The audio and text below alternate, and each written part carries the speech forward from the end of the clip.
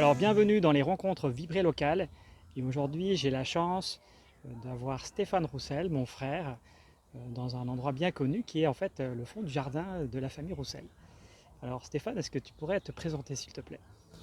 Bonjour, je suis donc Stéphane Guillard-Roussel. Je suis metteur en scène, commissaire d'exposition, curateur et aussi auteur. Et j'ai créé un bureau de création ici au Luxembourg, à ma mère, qui s'appelle Projeton. Et justement, est-ce que tu peux parler un petit peu de tes projets? Qu'est-ce qui t'anime? Qu'est-ce qui te fait vibrer? Alors le cœur de Projeton, c'est vraiment de créer toutes sortes de formes, de choses plus performatives dans des musées, à des créations beaucoup plus grandes comme de l'opéra, mais aussi certaines pièces, des expositions qui sont toujours liées à ce que j'appelle l'interaction des arts, c'est-à-dire les rapports entre la musique, les arts visuels, le texte et le corps. Et aujourd'hui, des grands axes, un point très très important de ma recherche artistique et de ce en quoi je crois, et ce qui me fait vraiment vibrer, c'est nos rapports sensibles aux écosystèmes. C'est-à-dire comment est-ce qu'on interagit à la fois entre nous dans ce monde, mais comment ce monde est fait de mille et, mille et une autres créatures que simplement nous, les êtres humains, et comment est-ce qu'on pourrait apprendre à dialoguer différemment et à vraiment partager, apprendre vraiment le sens du mot partage en commun. Et qu'est-ce que tu peux dire justement par rapport à l'art comme moyen de partage et de communication par rapport à cette thématique?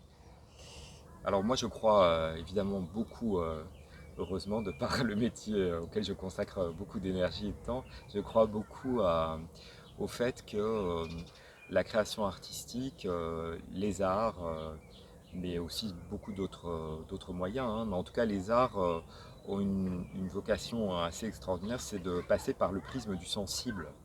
Et je pense que ce qui manque, en tout cas ce qui devient un vrai point d'achoppement dans notre société, c'est notre incapacité à ressentir les choses, parce qu'on subit beaucoup de choses, beaucoup de violences. Bon voilà, on traverse la crise du Covid maintenant, et c'est autant de choses qui affectent et qui impactent énormément sur notre corps, sur notre psyché, sur notre esprit, notre âme. Et je crois vraiment que la création artistique est là pour essayer constamment de renouer du lien entre toutes choses, entre cette sensation et cette capacité à justement à ressentir et donc peut-être à penser différemment. Et c'est aussi pour moi la création artistique une façon de donner un autre regard sur les choses, sur ce qu'on vit, sur ce qu'on traverse, sur peut-être aussi évidemment des mondes qui n'existent pas et qui peuvent nous faire rêver et nous donner envie de les créer, ce qu'on appelle des utopies, mais qui sont à mon sens, et je ne suis pas le seul à la penser, hein, des endroits de grande réalité. C'est pas du tout un mythe éloigné, c'est peut-être vraiment un des lieux qui sont à côté de nous, en nous. Voilà, là, il y a un petit oiseau qui chante et il est déjà, à mon avis, en train de nous raconter à quel point autre chose ou autrement c'est possible. Et par rapport à la position de l'art aujourd'hui dans notre société, qu'est-ce que tu pourras en dire? Alors évidemment, comment dire, je dis tout ça, mais faut bien dire aussi que la création artistique, alors elle est vraiment prise entre deux feux, hein. C'est un mouvement très polarisé, j'ai envie de dire. C'est que actuellement, mais ça fait très longtemps, hein, ça n'a pas toujours été comme ça, mais en tout cas on le ressent très fortement et évidemment très violemment pour nous les artistes, je vais me permettre de dire, c'est que il y a une très grande déconsidération pour une grande partie de ce qu'est la culture, les cultures et l'importance de la culture. On n'arrête pas d'utiliser ce mot à tout va, mais en fait, qu'est-ce que veut vraiment dire la culture et qu'est-ce que peut vouloir dire la création artistique au sens très très pluriel. Et je pense qu'il faut vraiment considérer, de même d'ailleurs que le domaine des sciences, le domaine de la pensée, le domaine de l'éducation, évidemment de la médecine, sont autant d'endroits qui sont vraiment vitaux, qui sont même l'essence de la vitalité de l'être humain et en tout cas de notre espèce.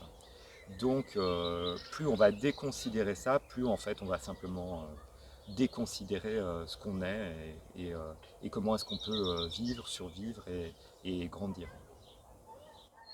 Et si tu avais un message à transmettre aux gens qui nous regardent comme ça spontanément, qu'est-ce que tu auras envie de leur dire?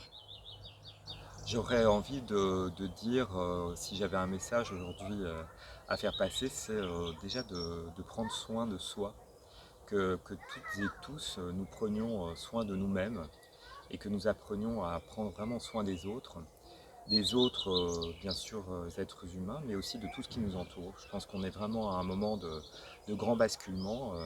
Et encore une fois, bah, bon, voilà, cette apparition du Covid nous le montre. Il faut vraiment en être tout à fait conscient.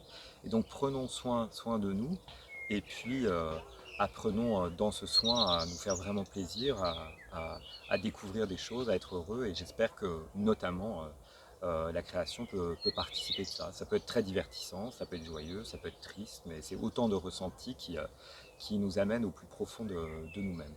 Et ça peut être aussi très léger, hein. Il n'y a pas forcément une grande gravité dans ce que je vais te dire. Ben, merci Stéphane. Merci à toi, Laurent, et merci à Vibrer Local pour cette magnifique aventure et vraiment d'une grande importance, justement, dans ces relations et ce grand dialogue à créer.